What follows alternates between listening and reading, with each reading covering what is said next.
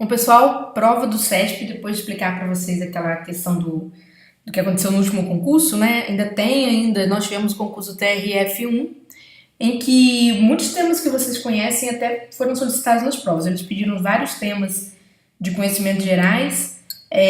Um tema foi sobre a sociedade do cansaço, a exploração do trabalhador, essa coisa toda. Então, isso aí não estava na nossa previsão.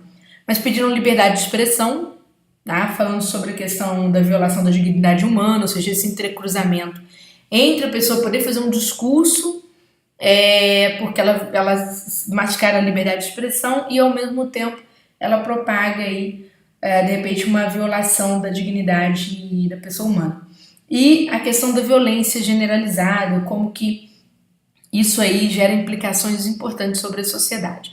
Foram os temas do CESP, quer dizer, o CESP, dos 3 temas, 2 eram constantes na prova, tá? Esses 2 aí sobre a liberdade de expressão e a violência generalizada era um tema que a gente sempre espera, tá bom? Eram temas, plural, temas que a gente sempre espera. Bom, expectativa, pensando, cruzando as linhas, né? Ou seja, tudo que vem acontecendo recentemente aí nas provas, o que a gente pode esperar para a nossa prova? Bom, primeiro nós temos o seguinte, tá? Esse tema aqui, evolução da notícia no mundo globalizado, é um tema super importante, porque eu procurei, inclusive, fazer uma mescla nesse tema, misturar a gestão do conhecimento com a informação. Porque aí a gente fala de 2 coisas importantes, tá certo? Então, gente, vocês já sabem, não precisa de eu ler com vocês, que vocês precisam retomar os tópicos na ordem, precisam agora trabalhar com um pouco mais de coesão, prestar atenção a elementos plurais, né, para você não responder no singular, isso é importante. Não precisa, inclusive o CESP deixou bem claro, né, seu último padrão de respostas, que você não precisa fazer aprofundamentos. Eles acabaram dispensando, não precisa fazer aprofundamentos argumentativos, eles só querem que vocês falem com clareza e com mais textualidade, mais qualidade textual, né, sobre os temas que eles propuseram. Então, o que acontece? Vamos pensar aqui um pouquinho. A questão da gestão, você pode fazer 3 grandes parágrafos para atender os 3 tópicos? Pode, o CESP não tá chatinho com parágrafo, mas não, tá? Eles só naturalmente não gostam de parágrafo pouco desenvolvido, mas se você tiver de falar de um assunto com muita desenvoltura e precisar gastar mais do que 10 linhas e tudo, eles estão bem tranquilos em relação a isso. Tranquilo? Outra questão, nós temos aqui, vamos lá. Aqui ele pede para a gente falar sobre a gestão do conhecimento na era das novas tecnologias da informação.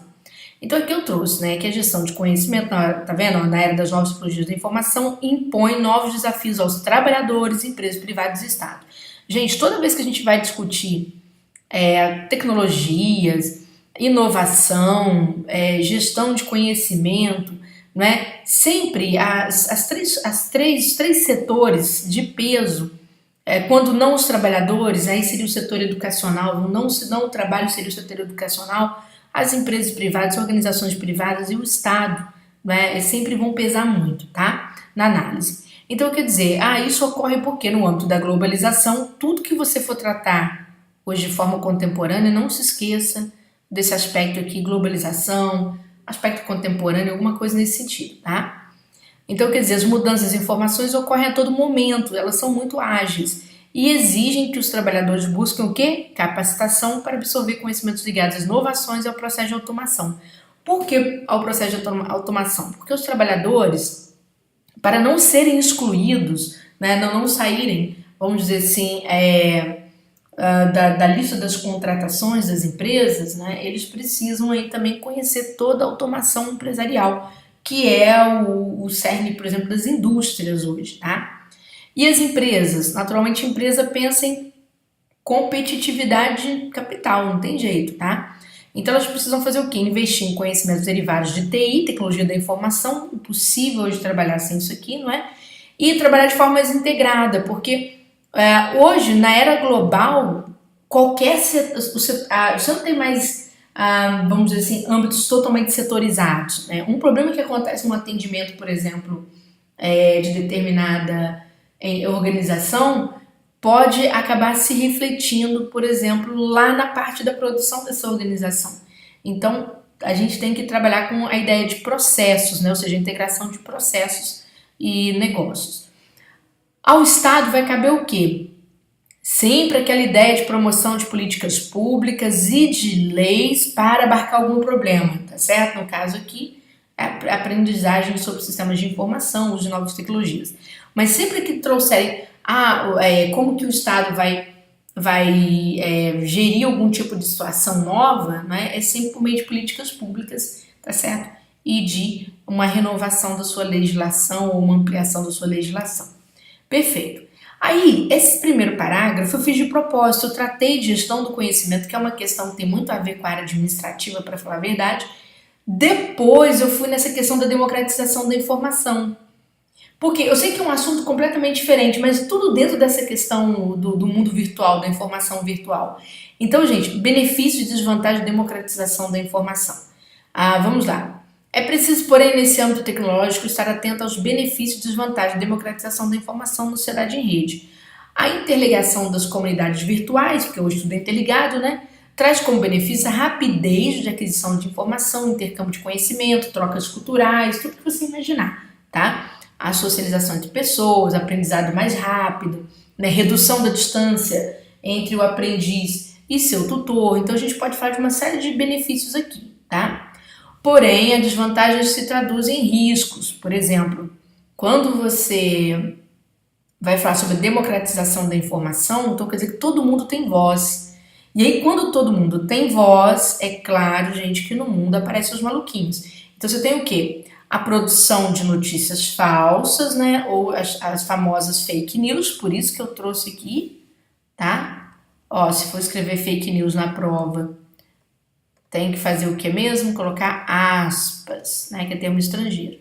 Então, as famosas fake news. Deixa eu escrever isso aqui melhor para vocês. Então, vamos lá, ó. Fake news, né? Então, peraí. Então, tá certinho. Aí, vejamos só. Isso aqui é um K, tá, gente? Minúsculo. Então, quer dizer, nós temos as famosas fake news ou notícias enviesadas, são aquelas notícias recortadas ao gosto de quem quer fazer o terrorismo com o outro, né? E com efeito aí você tem o quê? A propagação de ideias extremistas, porque é com base na mentira que o totalitarismo cresce. A gente já sabia disso desde a época do nazismo, né? E do fascismo. Então, quer dizer, se conta uma mentira, várias vezes as pessoas caem nessas mentiras. E por isso você acaba prejudicando sua própria democracia. Desse modo, para que o conhecimento na área da informação seja um benefício, né, aí já está pedindo soluções para lidar com a disseminação de informações falsas. Gente, veja que a gente fez um link com a ideia anterior, tá vendo? Se você olhar, é preciso, porém, tá vendo? Nesse âmbito tecnológico, sempre fazer um link com a ideia anterior, porque agora o CETP quer isso, tá? Antes não exigia, não. Passou a exigir, por isso que eles estão querendo que vocês façam a redação mais simples do mundo, desde que se comprometam com a coesão. Então, o que acontece? Eles dizem aqui, desse modo, para que o conhecimento na área da informação seja sempre um benefício, é preciso ir atrás de soluções para lidar com a disseminação de informações falsas na internet. Né? Que soluções? Vamos lá. Sendo assim, pesará ao Estado, gente, a primeira solução tem que vir por parte do Estado. Né, ser o promotor de políticas educacionais, sempre políticas, tá vendo? Ou de legislação, né? Educacionais transformadoras capazes de promover a reflexão sobre o lugar da verdade no mundo virtual. É que no mundo virtual a gente não questiona a verdade, a gente acha que tudo está sendo demonstrado ali tem um pé na verdade. Outra solução é mais simples, compreende o trabalho de se checar a veracidade da notícia antes de tomá-la como certeira. Né? Isso aqui já está acontecendo, tá, gente? Tem um artigo muito interessante, assim, recente, sobre fake news, falando que fake news é um problema sem cura. Olha que interessante. E se a gente parar para pensar, faz sentido, porque quando a gente pensa em fake news não nasceu com a internet. As chamadas notícias falsas não nasceram com a internet. Notícia falsa sempre aconteceu no mundo, sempre houve, né? A começar pela mídia tradicional, tá? As chamadas falsas notícias. Então, por quê? Se você pega, por exemplo, até na época da Revolução Francesa, por exemplo, se saíam aqueles cartoons, por exemplo, em Paris, assim, no meio do povo, com falsos informativos sobre a rainha, né? Com informativos até bastante caluniosos. Então, isso aí fez com que, na deposição dos monarcas do poder, né, a Maria Antonieta sofresse muito nas mãos do povo.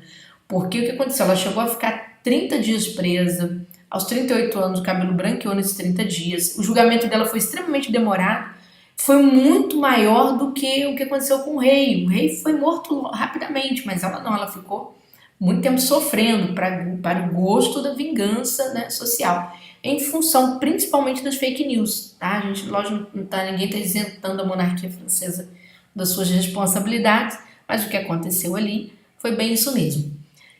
Então se diz, se não houver esse compromisso com a capacitação das pessoas para identificar distorções informativas, as democracias mais sólidas submeter-se-ão ao risco do totalitarismo, sim. Por quê? Se você cria uma situação de conflito muito grande na sociedade, você corre o risco de estimular a presença de um Estado interventor muito mais forte do que o normal. Né? No Brasil já tem esse querer, né, da volta dos militares ao poder. Nem os militares querem, mas algumas pessoas têm essa ilusão de acharem que os militares vão colocar ordem na coisa. Não colocaram na época da ditadura. Né? Na verdade, as pessoas viviam com medo, inclusive pessoas boas, porque as pessoas que vão aprontar, elas não têm medo de nada. Então, quer dizer, a questão da fake news, ela não é uma novidade, ela sempre existiu na mídia tradicional, só que agora ela está assustando a mídia tradicional, por quê? Porque agora ela acontece fora do controle da mídia, ela acontece nas redes sociais. Então as mentiras, as falsas verdades, né? A chamada, tanto se chama agora de era da pós-verdade, quando você constrói uma verdade muito particular sobre as coisas. Então, essa pós-verdade, essas notícias falsas, esse hiperrealismo, ele tem sido maior nas redes sociais e, naturalmente, tem comprometido políticas algumas democracias. Vejamos que duas das democracias mais importantes do mundo, a americana, né, exatamente em função da internet, por uma condução de notícias feitas na internet, o Donald Trump acabou eleito, né? É um dos fatores responsáveis pela eleição dele. Também na França, por pouco, o presidente Macron não foi eleito. Por que não foi eleito? Por pouco não foi eleito.